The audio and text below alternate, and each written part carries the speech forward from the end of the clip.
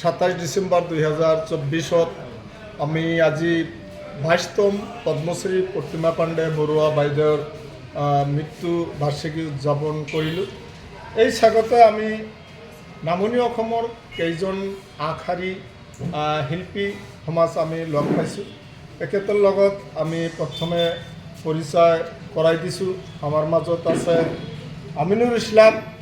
তেখেত অসমৰ বুলি নহয়, গোটেই ভাৰতবৰ্ষৰ তেখেত এজন গোৱালপাৰীয়া কলাকৃষ্টিৰ প্ৰতিমা, স্পেচিয়েলি প্ৰতিমা পাণ্ডে বৰুৱা বাইদেউৰ কণ্ঠে তেখেতে গোটেই ভাৰতবৰ্ষত এটা সুনাম আছে। তেখেত আমিনুৰ ইছলাম, শিক্ষক, কদমতলা হাইস্কুল। আমাৰ মাজত আছে গুলচনা পাৰভিন। তেখেত কোকৰাঝাৰৰ পৰা আহিছে। তেখেতেও গোৱালপাৰীয়া কলাকৃষ্টিত ভাল এজন শিল্পী। আমি ইয়াৰ পিছত আহিছোঁ কুকিলা চৰকাৰ।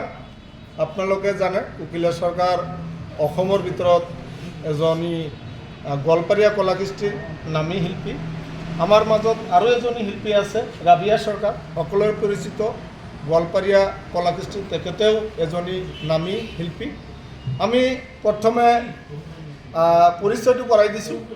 আমি আমিনুৰ ইছলাম ডাঙৰীয়া, তেখেতে যে এই সৰুৰে পৰা আমাৰ প্ৰতিমা পাণ্ডে বৰুৱা বাইদেউৰ যি কলাকৃষ্টি, তেখেতে আজি শিক্ষকতা কৰি যে কৃষ্টিটো ধৰি ৰাখিছে, তেখেতক দুই এটি কথা এই বিষয়ে কোৱাৰ লগতে তেখেতক আমি এটা, যিহেতু আমাৰ মেজিক ইয়াত ৰেডি হৈ আছে, এটা গীতৰ কলি লগতে গাই দিব। মই আমিনুৰ ইছলাম। আচলতে মই একেবাৰে সৰুৰ পৰাই, এতিয়া কিজানি মই স্কুলতে যোৱা নাছিলোঁ, ক্লাছ 1 বা 2 পঢ়োঁ।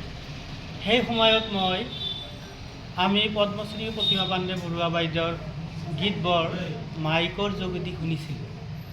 সেই ৰিণিকি ৰিণিকিকৈ ভাহি হোৱা সুৰটি মোৰ যে হিয়াৰ আপন সুৰ বুলি মোৰ অন্তৰত এনেকুৱা এটা ভাৱ হৈছিল যে মই টোপনি পাৰিব নোৱাৰিছিলোঁ। আৰু তেতিয়া এইটো হ'ব ঠিক 89 তেনেকুৱা। আপুনি কোন ক্লাছত পঢ়ে? মই তেতিয়া ধৰক মই ক্লাছ 2। তেতিয়াৰ পৰাই আপুনি প্ৰতিমা পাণ্ডে বৰুৱাৰ গীত গোৱা নাছিলোঁ, গাই থাকে, কিন্তু মই শুনিছিলোঁ গীতবোৰ।